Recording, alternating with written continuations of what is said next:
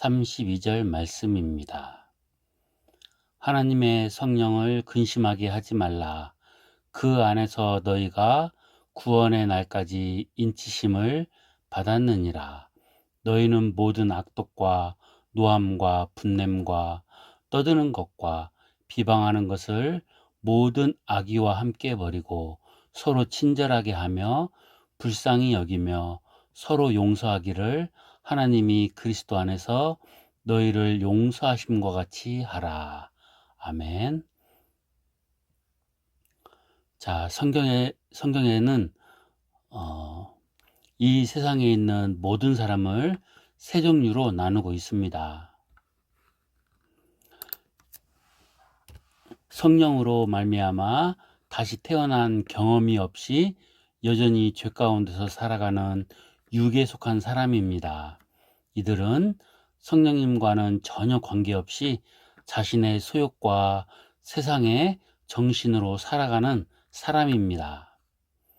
그런가 하면 성령으로 태어난 경험이 있지만 여전히 세상의 정신과 육체의 소욕을 따라 사는 육신에 속한 사람, 그러니까 그리스도 안에 있는 유아입니다. 또한 성령으로 태어나 성령의 힘으로 살아가는 영에 속한 사람이 있습니다. 모든 사람은 그 안에 성령이 거하시는 전입니다.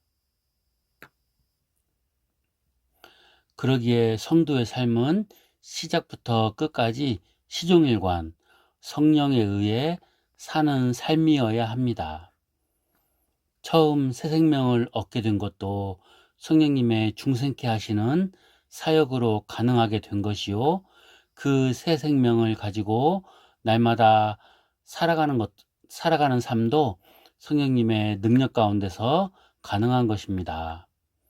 구원받는 일만 성령에 의해 된 것이고 나머지 새 생활은 내가 할 수 있는 것이라고 생각해서는 안 됩니다. 새로운 생명도 성령님에 의해 주어졌고 새로운 삶도 성령님에 의해서 가능하게 되는 것입니다. 거룩하게 된 것도 거룩하게 살아가는 것도 거룩한 영으로만 가능합니다.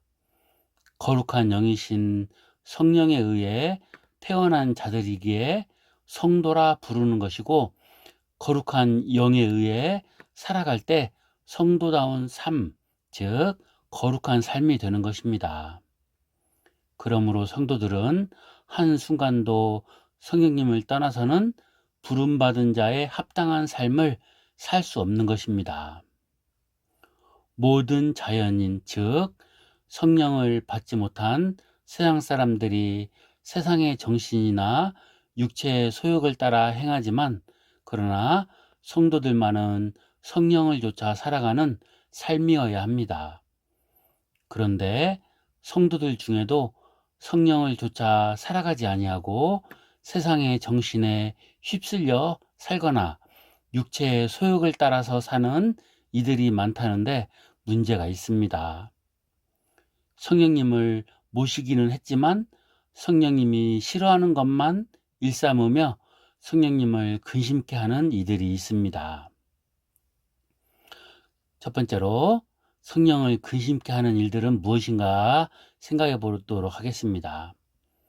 에베소서 1장에서 3장까지에서는 어떻게 하나님의 선택을 받아 구원받았는가를 교리적으로 보여주고 있으며 4장에 들어와서는 부르심을 입은 자의 합당한 삶이 무엇인가를 다루고 있습니다.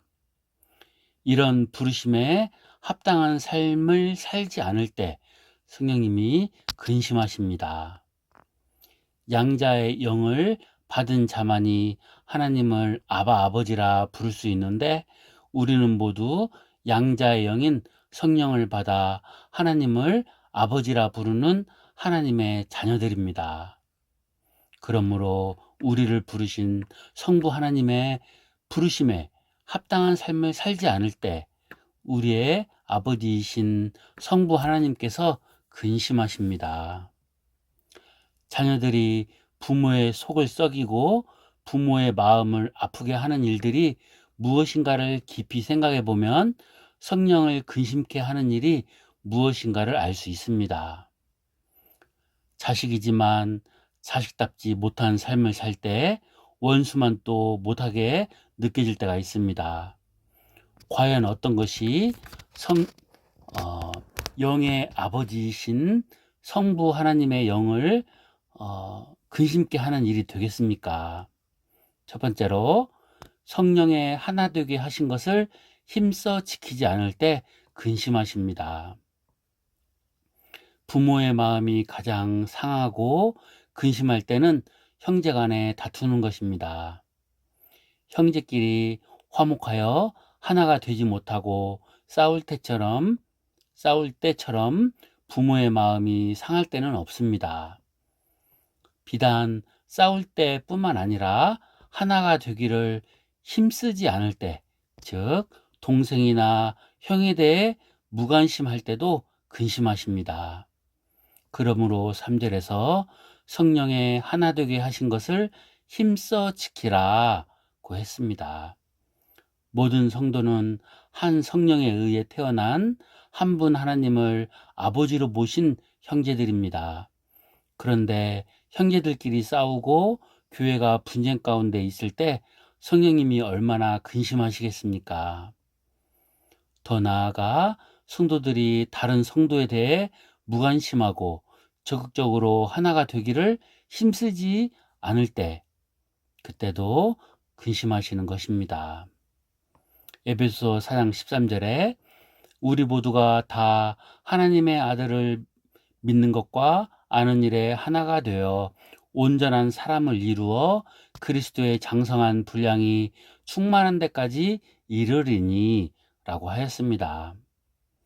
성도들이 하나가 되기 위해서는 무엇보다도 하나님과 교회에 대하여 같은 마음과 같은 뜻을 가져야 하고, 이를 위해서 역사적으로 내려온 객관적인 믿음의 내용인 교리문답과 신앙 고백서를 매주일 공부하는 것이 얼마나 중요한 일인지를 생각하게 됩니다. 한국교회는 이런 면에서 장로교회 혹은 개혁교회의 좋은 신앙 전통을 버리고 사람의 듣기에 좋은 말만 하여 오히려 교회의 결속력을 약화시켰다고 할 수 있을 것입니다. 가정에서 교리문답을 외우거나 묵상하도록 지도하고 교회에서 매주 가르치는 것이 교회가 하나됨을 지키기 위하여 매우 중요한 일이라 생각합니다. 두 번째로, 성장하지 않을 때 성령님이 근심하십니다. 부모의 마음을 근심케 하는 또 하나의 문제는 자녀가 정상적으로 자라나지 않을 때입니다. 나이가 먹어 신체적으로는 자랐는데도 생각은 여전히 갓난 아이 같은 뇌성마비라든지, 정신은 정상적으로 성장하였는데 육체적으로 발육이 안 되는 소아마비라든지 다 키워놓았는데 여전히 품속의 아이처럼 떼를 쓰는 자식을 볼 때 부모의 심정은 미어지는 것 같은 근심으로 가득 차는 것입니다. 그렇죠? 그러므로 13절에 온전한 사람을 이루어 그리스도의 장성한 분량이 충만한 데까지 이르기를 원하신다고 하였습니다. 하나님께서는 하나님의 자녀들이 10년 전이나 혹은 1년 전이나 지금이나 전혀 신앙의 장성이 없을 때 근심하십니다. 항상 어린아이가 되어 조그만한 유혹이나 그릇된 교훈에 밀려 요동하는 성도를 볼 때, 조그만한 어려움에도 흔들리는 신앙을 볼 때 근심하십니다. 자, 세 번째로, 죄를 버리지 않을 때입니다. 부모의 마음에 근심 덩어리가 되고 가슴에 못을 박는 일은 자녀가 죄악의 길에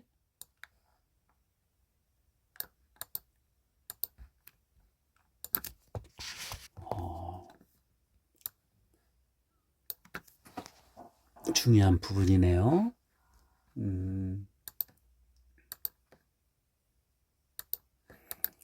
죄악의 길에 머물러 있을 때입니다. 방탕한 길로 나가서 돌아오지 않을 때 근심덩어리입니다. 설사 집 안에 있다 해도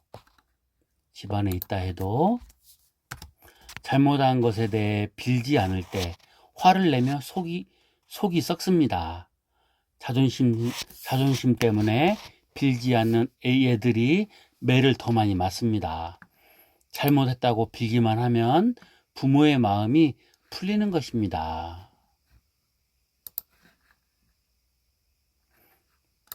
어이고. 자, 그러므로 22절에 옛사람을 벗어버리라고 말합니다. 옛사람을 벗어버리라. 마치 이방인처럼 방탕한 길에서 돌이키지 못한 성도들을 볼 때 성령님은 근심하십니다.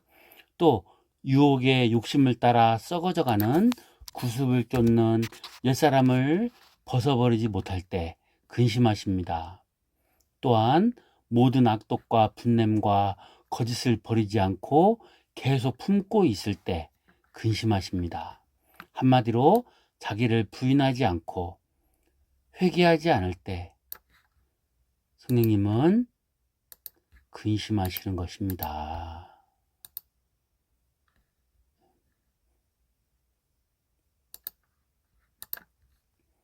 거룩한 영이 죄악으로 득실거리는 마음 가운데 거하실 때 얼마나 답답하시겠습니까?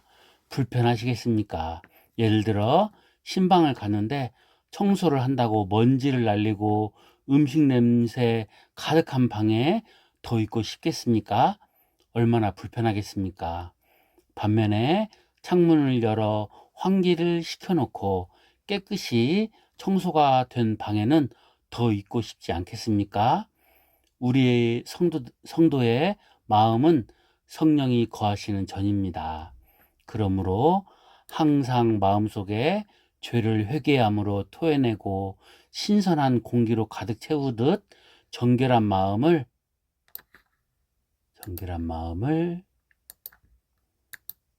가져야 합니다. 그러겠죠? 그때 내 안에 계신 성령님이 기뻐하시는 것입니다.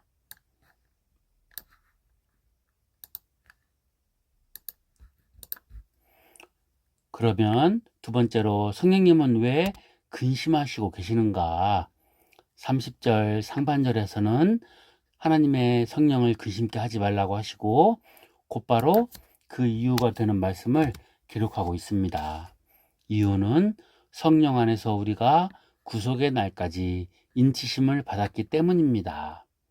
우리가 하나가 되지 못하고 싸운다 해도 또 잘하지 못하고 유치한 신앙에 머물러 있고 옛사람을 벗어버리지 못하고 여전히 죄 가운데 있을지라도 성령님이 떠나버리지 않는다고 하십니다. 떠나버리지 않으신대요.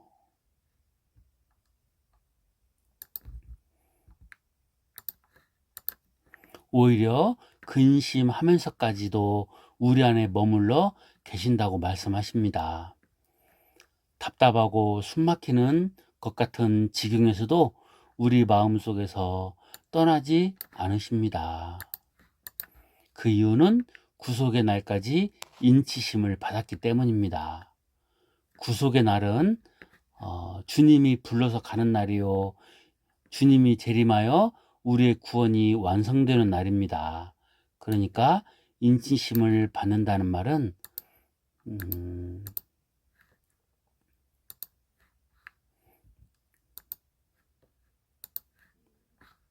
인치심을 받았다는 뜻은 보증을 의미합니다. 결코 변경되거나 취소될 수 없는 인을 중요한 단어죠.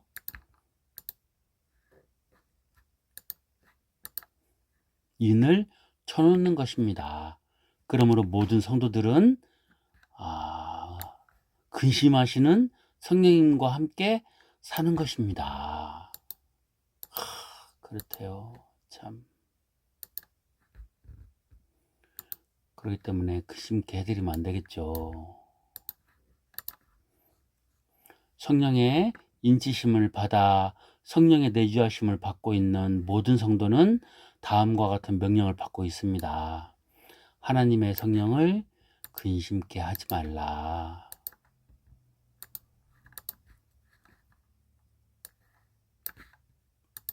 고린도 교회는 성령님을 근심시킨 모든 조건을 구비한 교회였습니다. 그러나 성령께서는 그 교회를 떠나지 않으셨습니다. 하나가 되지 못한 교회였고 어린아이처럼 장성하지 못하여 유치한 신앙에 머물러 있었고 심지어 음행이 있으면서도 회개할 줄 모르는 교회였습니다.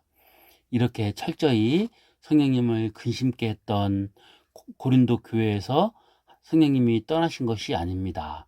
오히려 근심하시며 회개하기를 기다리며 장성하기를 기다리며 하나가 되기를 기다리며 촉구하셨을 것입니다. 그러지 않으셨을까요?